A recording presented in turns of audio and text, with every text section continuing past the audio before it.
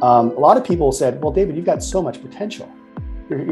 Some people would say, you're really smart, when I, of course, didn't think I was. You have so much potential, but there was never anything else beyond that. It wasn't until sitting down with some people and say, well, let's talk about potential. Let's actually explore the opportunities in front of you that you could take advantage of. That's a different conversation. Welcome to the Mindfulness Experience podcast. My name is Keith Fiveson. On this podcast, I had the pleasure of speaking with Mr. David Whitesock. David is a leader and the inventor of the Recovery Capital Index. This is something that uses a multidimensional survey tool to measure addiction and well-being. David is a man who is consistently thinking, and he's curious about a lot of things, and he believes that when we're fully aware of what, where, and how things relate, we can understand the effects and modify the mechanisms in between ourselves and others for the greater good. I had a delightful conversation with David about his work and the impact that he's making in the recovery field, and his perspectives on individual use, misuse, and the recovery space in general. I thoroughly enjoyed speaking with him, and I hope you enjoy listening to him. Enjoy the show.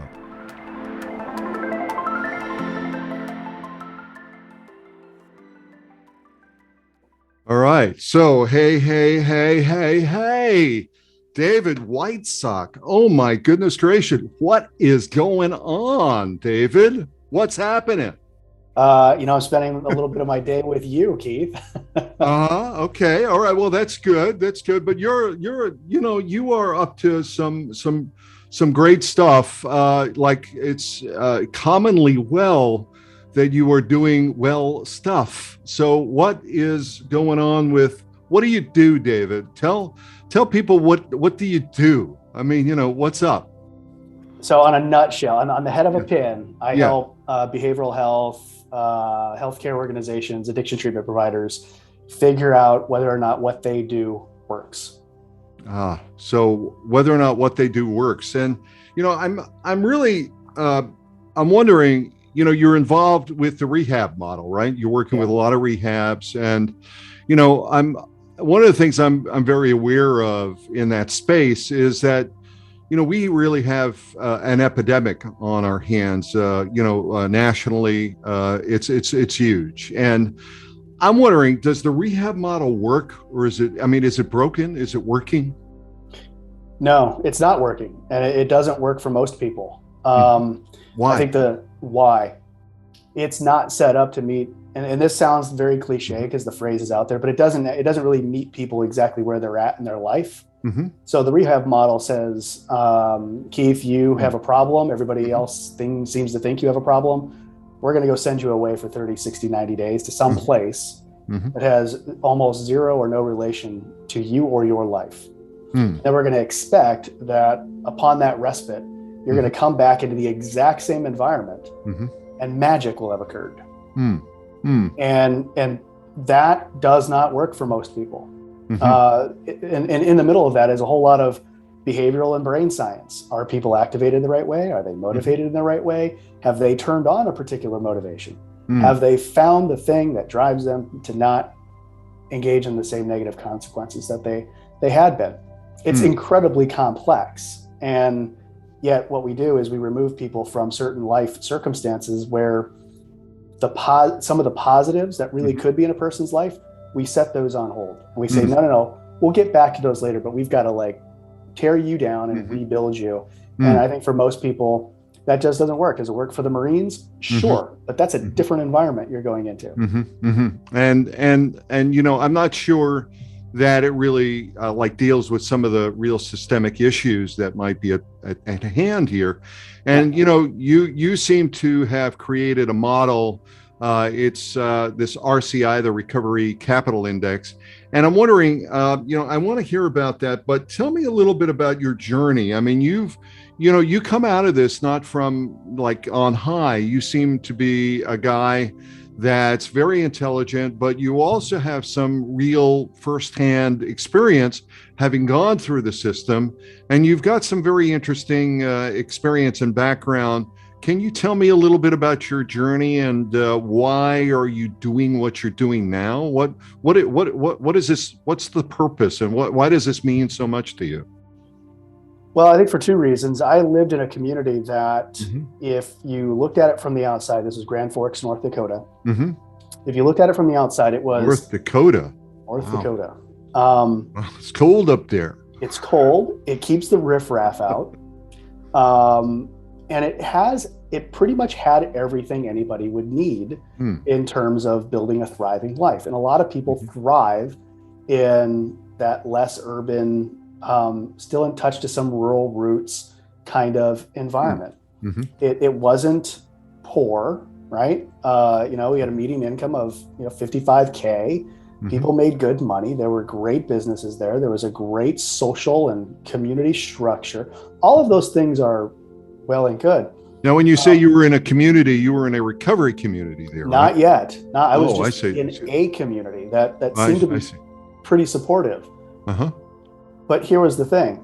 That community had a deep association to alcohol and a big, heavy drinking culture, which hid a lot of the underlying stress, emotional distress, and other things going on in people's lives that just didn't ever make it to the surface to get healed. So I came out of high school, tried to go become an architect at North Dakota State.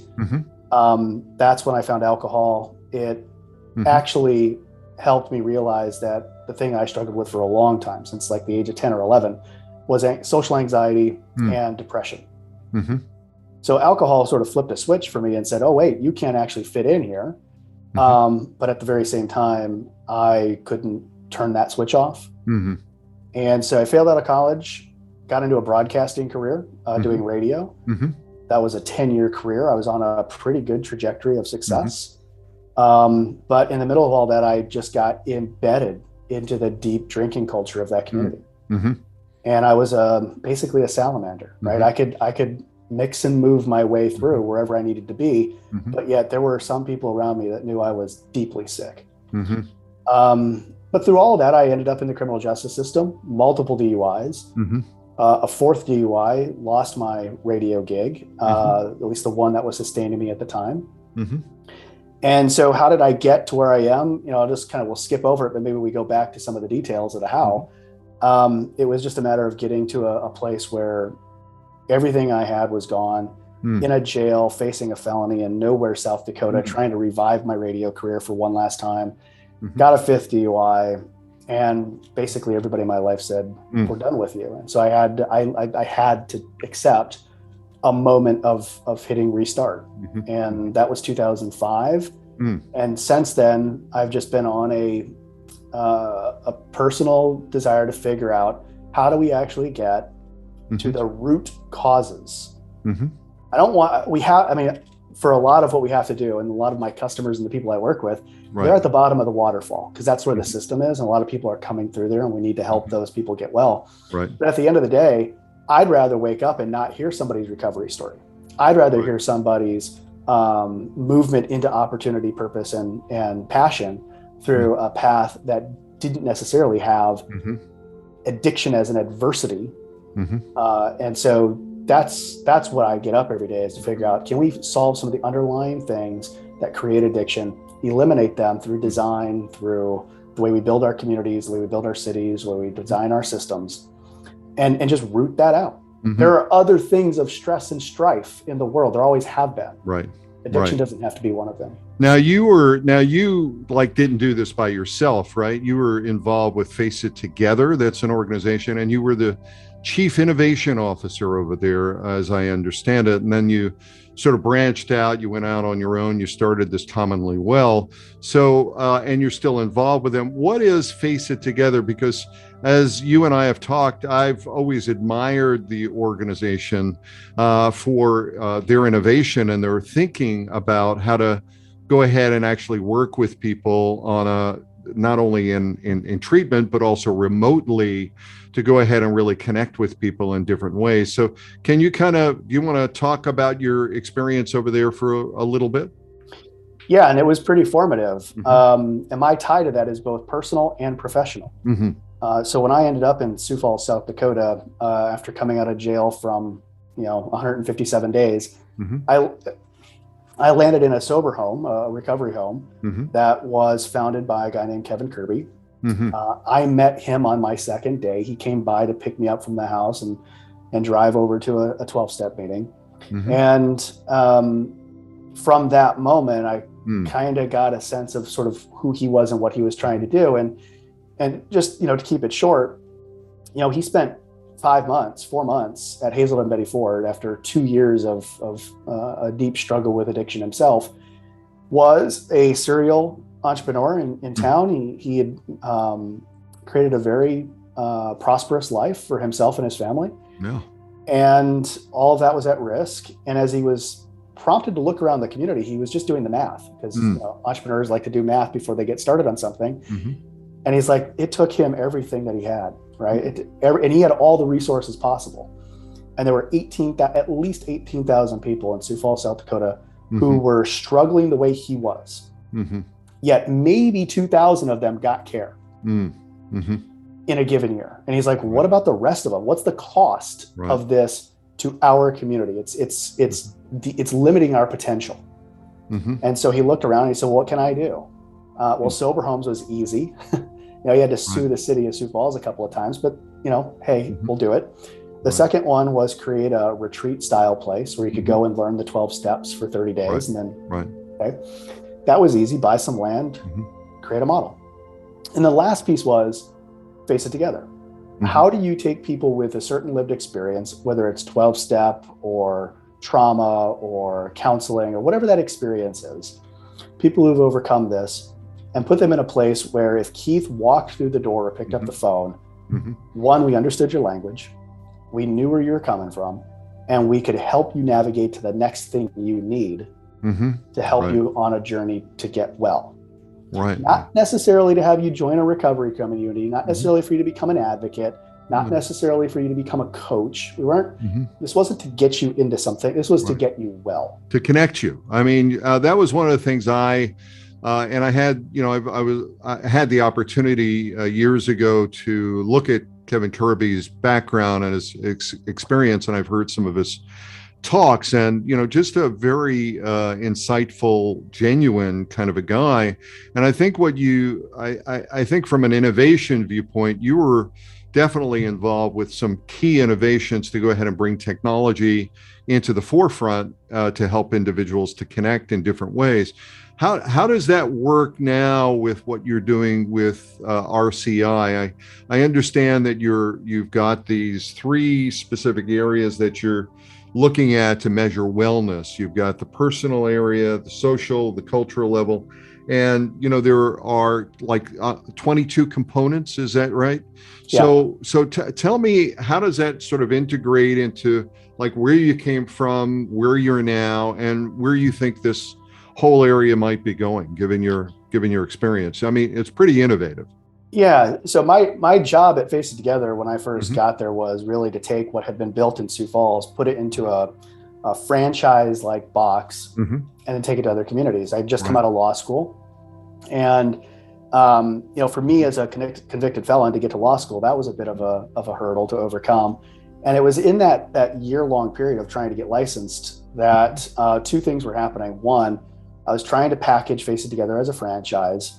And then 2, I was trying to get my license to be a practicing lawyer. Now, in the middle of that, I'm studying the 14 elements of good moral character. And they're things like financial, well-being, trust, those sorts of things. But as I'm sitting at my desk one Friday, there's a meeting going on in a conference room, Kevin and our other co-founder, Charlie, and they're meeting with the CEO of a health system. Everybody else is gone on this Friday afternoon. And I'm sitting there quiet one day, and apparently the CEO of the health system said to our 2 co-founders, "We love the recovery stories that you tell. They're meaningful. We need them. People get hope from them. They see a future for themselves. Keep doing that." but it's not data. Mm. And so Charlie, who was a former Price Waterhouse guy, CPA, mergers, acquisitions, one of the most brilliant people I've ever come across, lived by the mantra that if you hear something in a meeting that you're supposed to hear, the meeting is over. So he walked straight over to my desk and he says, David, you've got 30 days. Figure out how to measure recovery. Now, recovery was the word that we had. And I kind of looked at it and I said, well, I'm like 9,000 days sober. Isn't that the metric? And he goes, I don't think that's the metric. And he was he really struggled with diabetes. And he's like, no, we know too much about chronic disease. This isn't about just how many drinks you had or didn't have. And so I had the great fortune in this organization to just, like from the Matrix, here's the red pill, here's the blue pill. Right. My nature is I'm going to take them both. And so I spent the next 6 months in a room going down every rabbit hole around social capital, well-being, joy, flourishing, happiness. How do we measure those things? How do we measure the human condition that we don't necessarily see? How do we measure those things, Dave? Well, Gallup would tell you that we ask a couple of very simple questions. Right. We have you observe your life and where you think it is on the rung of a ladder today, and where you think it's going to be on that exact same ladder 5 years from now. Now that's like in its most simple form. Right. But there's folks at Harvard that have been measuring happiness now for the last 84 years. Some of the same people over the course of generations, right? Right. So we know how to do this. There are instruments to do that, but in the recovery space, that had been so dismissed because there was such a tie, and in the addiction treatment space, such a tie to is Keith sober or not? Right. We don't care about anything else. We don't care if he's now gainfully employed. We don't care if he's started this podcast. We don't care if he's found his way to something else. No, it's just one measure. Is he sober or is he not? And that becomes the measure. That we were on this binary 1 or 0 plane. And so never mind whether or not I'm well, or I feel healthy, or I feel positive, or I have good relationships, or all of those other things about self-determination and the ability to contribute. Yeah, you spend a little bit of time just thinking about, you just take psychology 101. You're going to run into Maslow's hierarchy of needs. And you can just pause right there and go, well, wait a minute, I don't see any of this in our addiction treatment system. Right.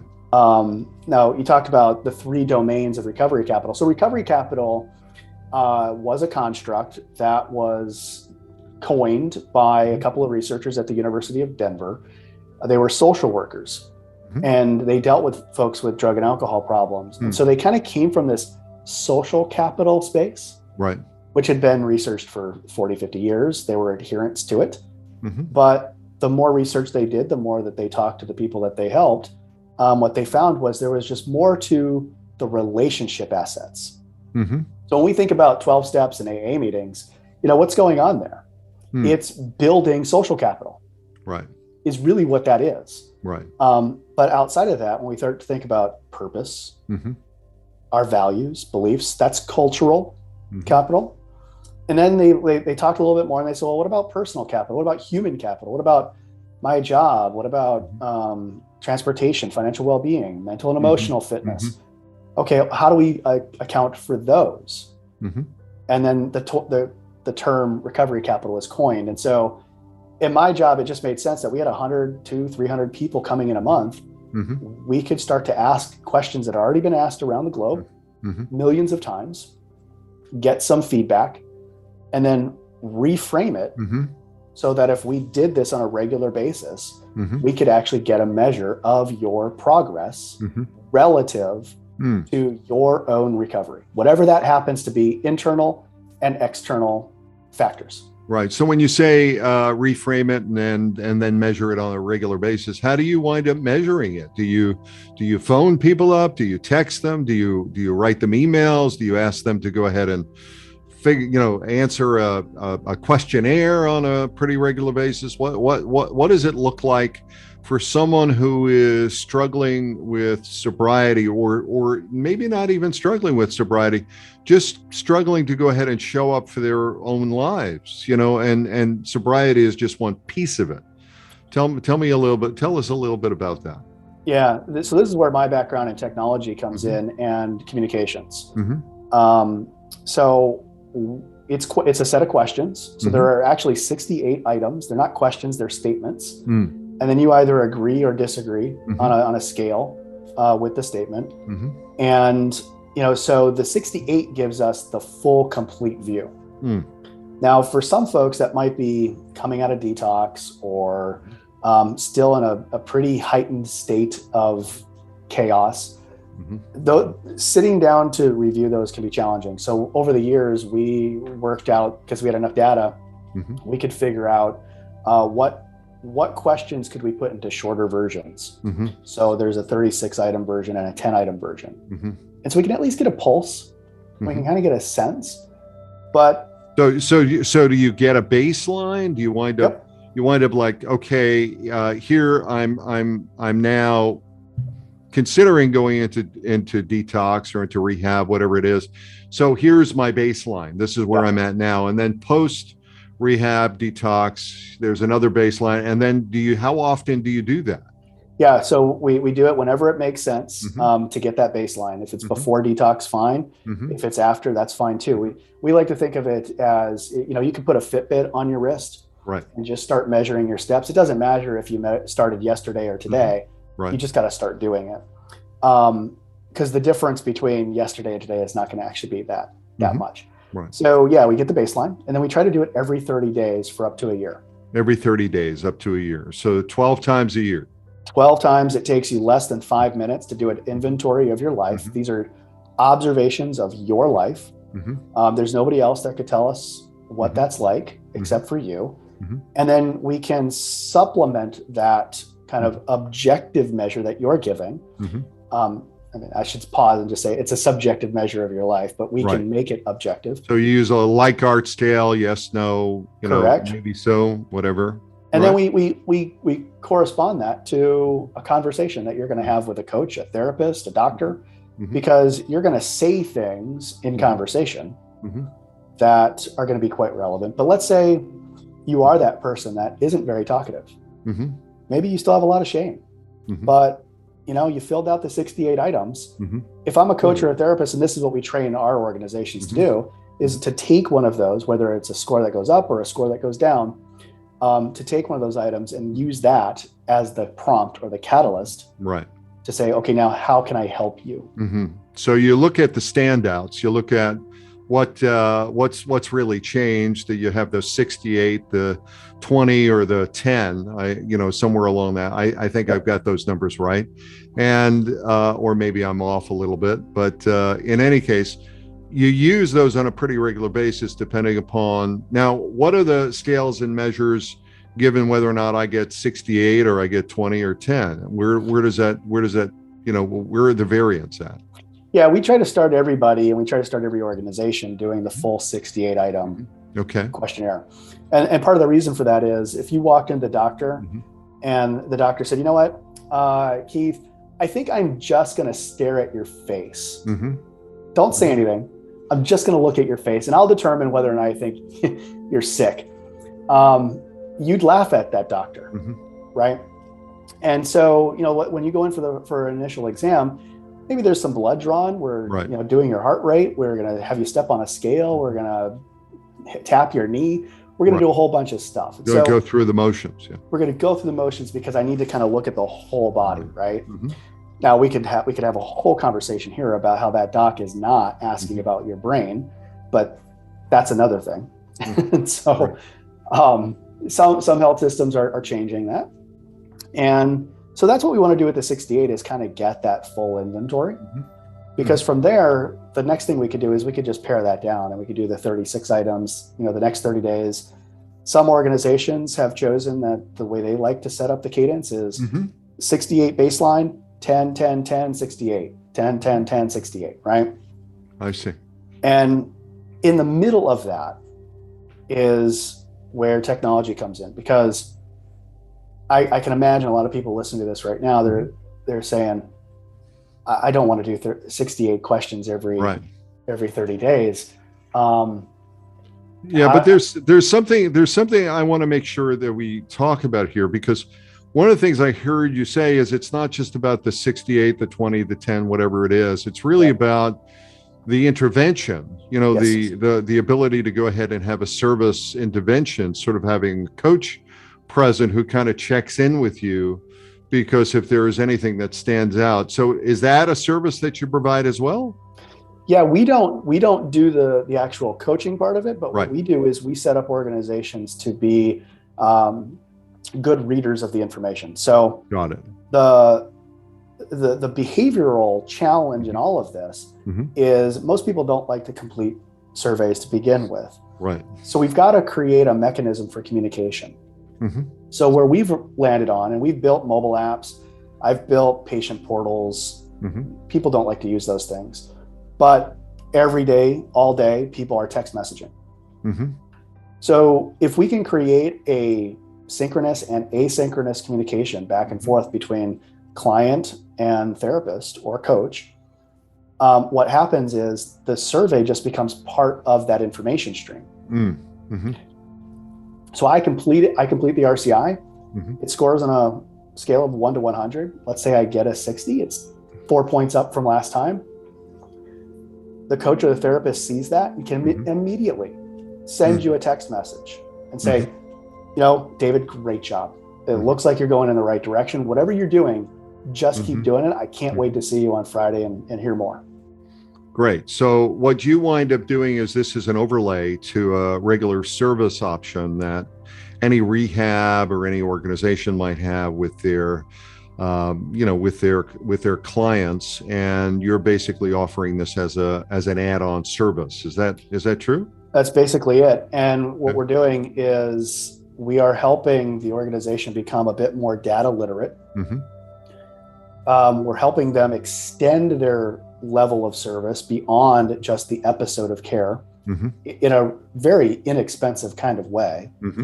And then at the end of the day, as David and Keith and a whole bunch of other people have gone through the program, because we've extended that opportunity of measurement, we use the data in the care, but now we've got that same thread long-term, and we can actually show to our stakeholders, whether they be donors, whether they be the community, right, or whether they be family members or other patients, here's how well we do.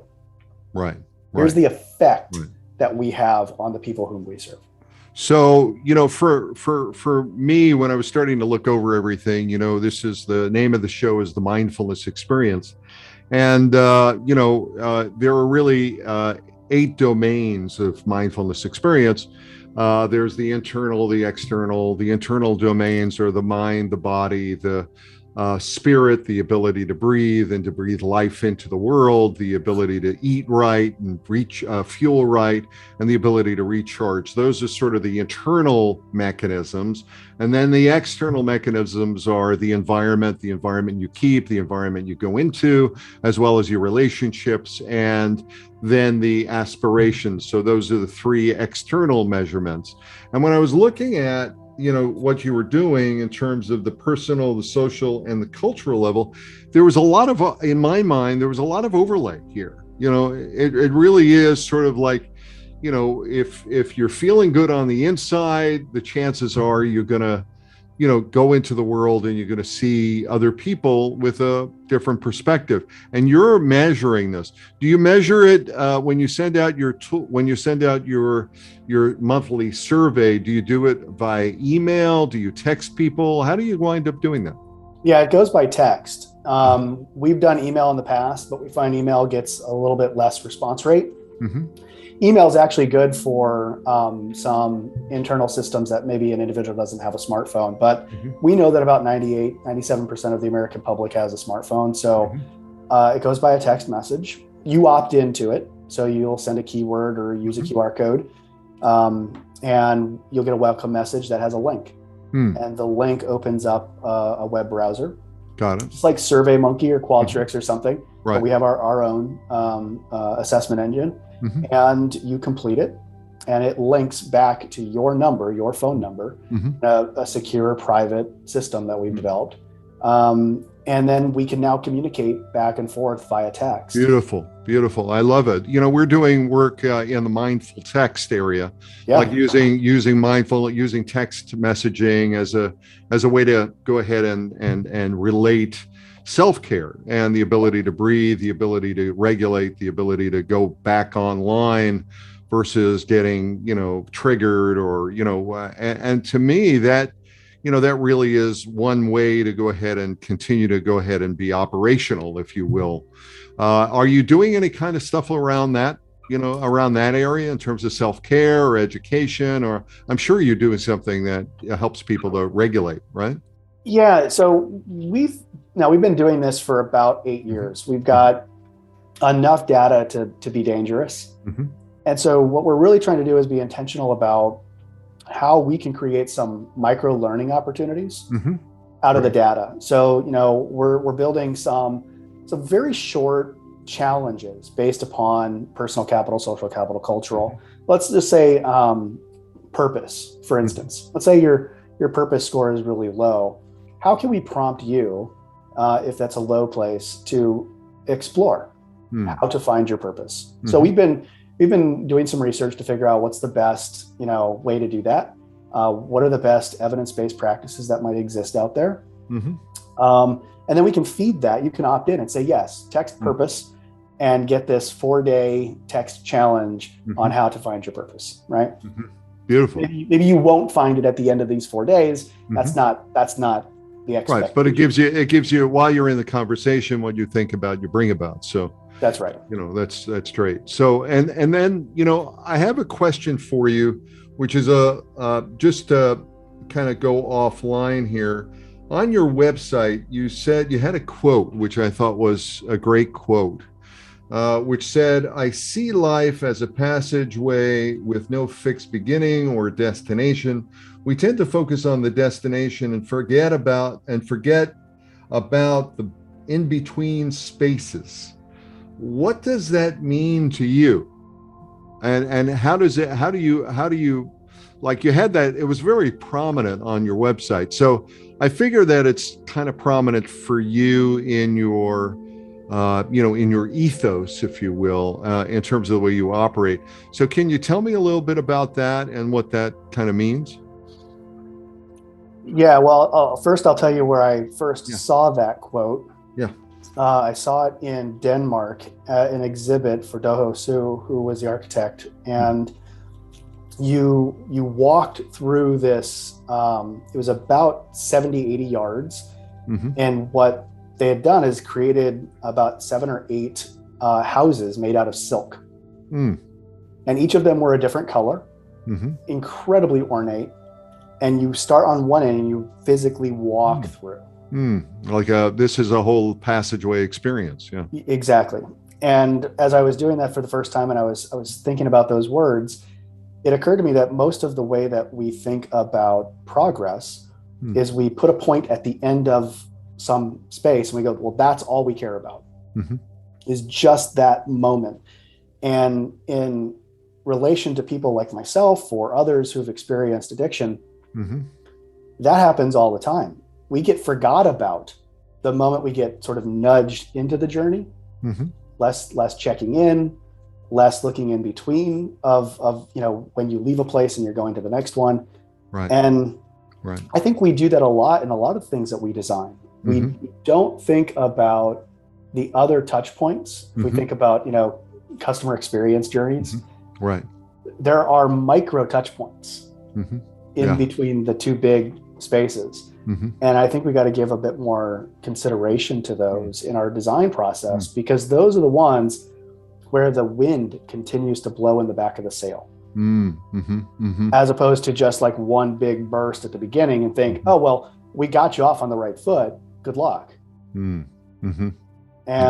I think that's what sort of like the space in between the first sip of coffee and the next. I mean, I think we talked about this before, and I've called them for quite a while, these sacred moments of truth. They're just little, like in between the raindrops, being able to go ahead and have those just kind of moments, Yeah. And I always I go back to, say, Robert Kennedy's Ripple of Hope speech. Mm. And when we look at the ripples, we tend to look at the ripples, but I don't know, my mind goes to what's in between the ripple. What's happening there? Who's going along for the ride in that space? And sometimes we forget about that. And so that's pretty profound. I like that. I like that a lot.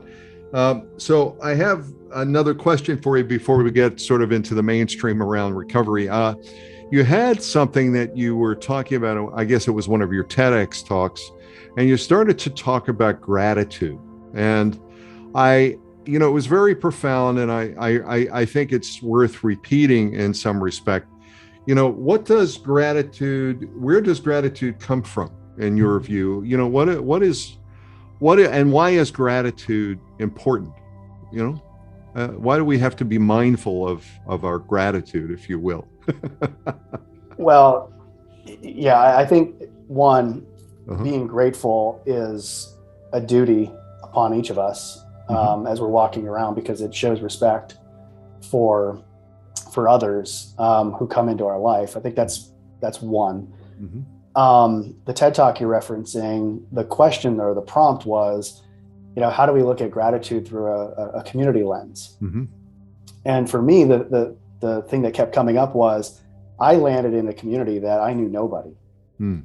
And so many people whom I didn't know showed up in ways that had never showed up in my life before. And it kicked off moments for me to think about different things of possibility.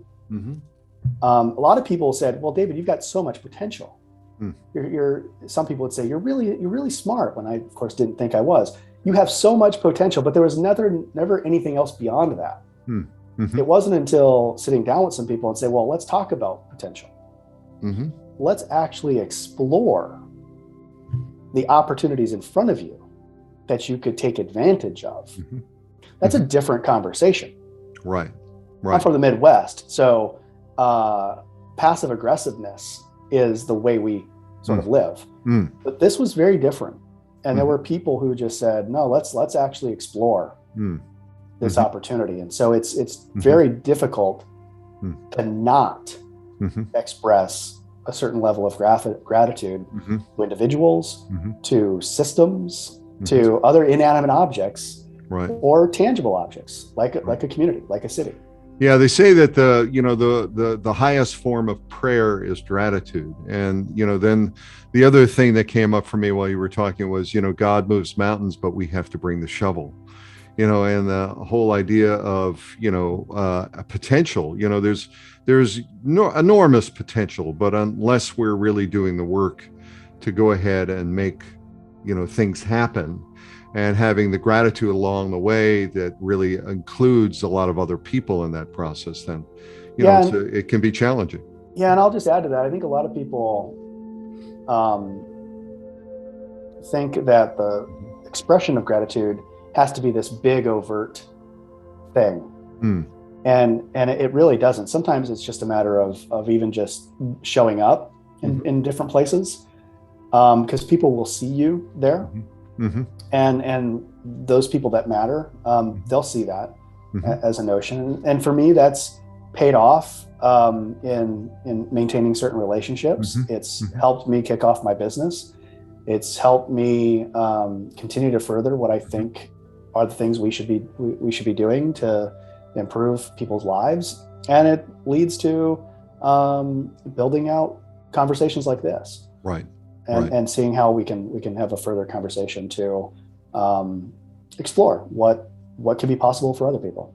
Well, this is great. I want to go back to the Recovery Capital Index and really start to take a look at where your perspective is, because you've had the benefit of working with a lot of rehabs and a lot of conversations around recovery. I mean, this is the focal point of your business, right?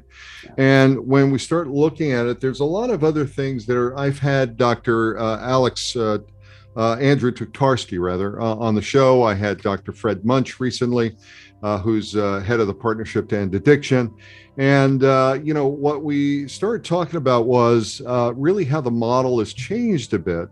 And I'm wondering what your perspective is, as we start to take a look at recovery and the use of harm reduction, the use of psychedelics, mindfulness-based interventions as alternatives to, or in addition to, as augmenting, traditional rehabs, and the sort of the 12-step model, if you will, that says, it's our way or the highway, you're sober or you're not.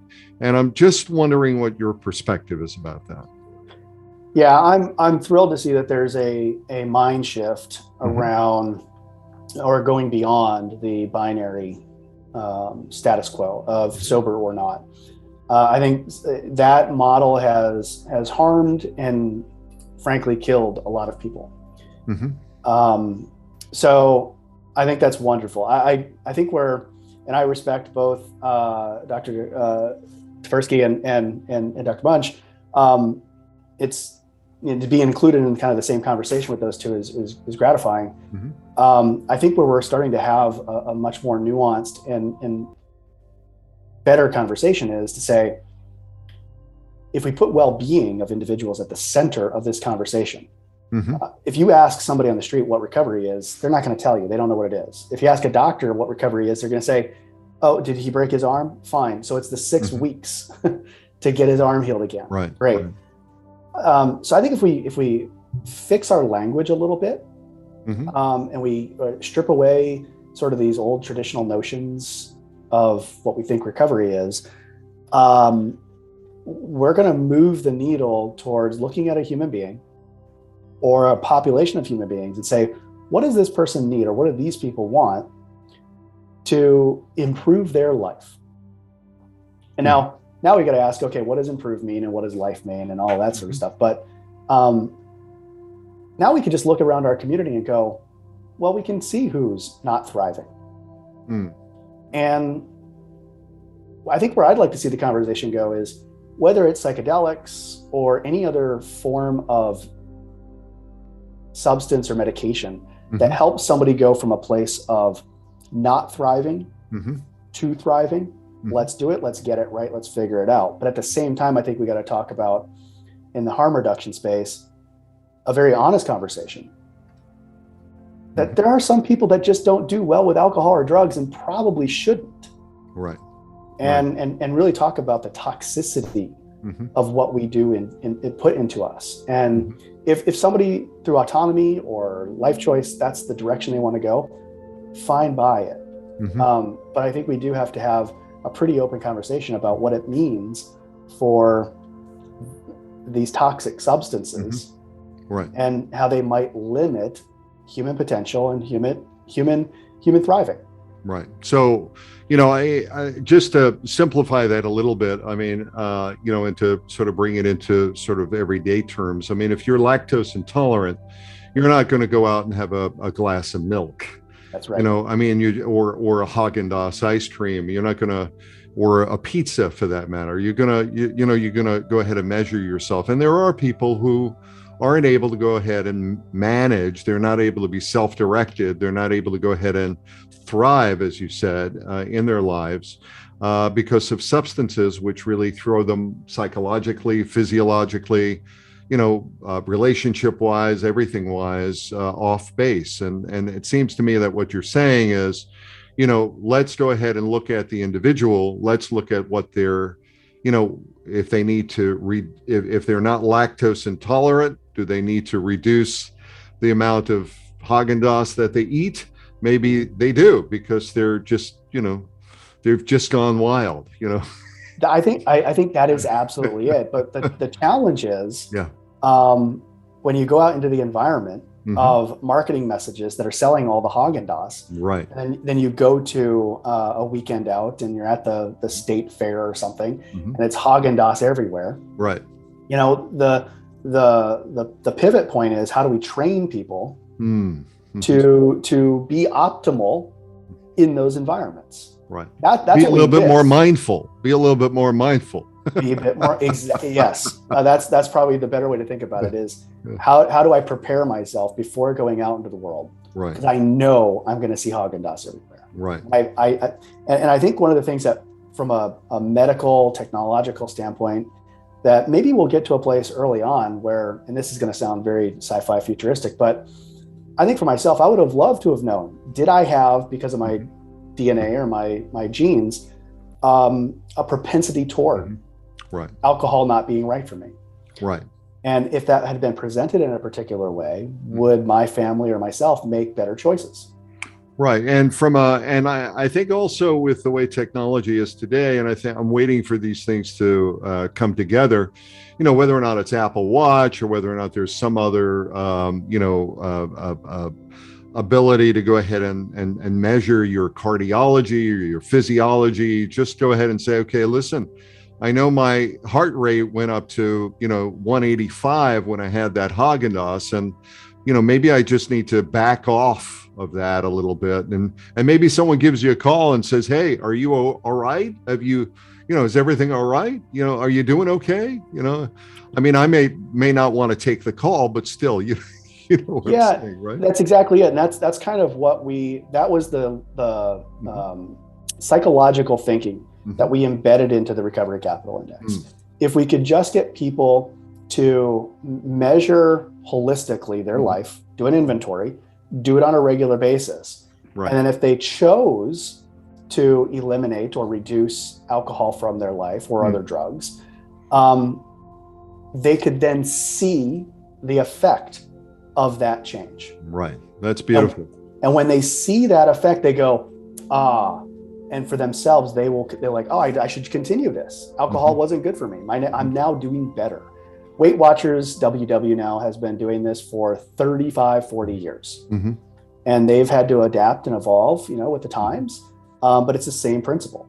Help people see the change and tap into individuals' own desire of intrinsic motivation to be mindful and make good choices. Well, I feel a Mahatma Gandhi quote, be the change you want to see. And, I feel that coming on. And I think what you're doing is absolutely wonderful, David. So tell me and tell our listeners a little bit more about how they might get a hold of you and find out more about RCI, the Recovery Capital Index. Yeah, I think the best place to go is recoverycapital.io. You'll learn everything you need to know about Recovery Capital there. If you want to learn more about Commonly Well, which is sort of our placeholder company on that work, it's commonlywell.com. And then all my contact info is from there. But, I'm pretty active on LinkedIn. Find me, connect with me, and that's how we've reconnected. So find me on LinkedIn. I think that's a pretty good place these days to find meaningful connections. Excellent. So it's David Whitesock, Whitesock, and you'll find him on LinkedIn. And David, this has been a great conversation about recovery and the Recovery Capital Index. And I really deeply appreciate the work you're doing. I think what you're doing is you're able to help democratize the whole area of recovery and give a whole new meaning and a whole new fresh perspective to it as it relates to these three areas and an emerging area of wellness and well-being. So thank you very much for all the work you're doing. Well, you're welcome. And thank you for the kind words and the enlightening conversation, Keith. I'm appreciative and grateful. Yeah, it's good stuff. Okay. Talk to you soon.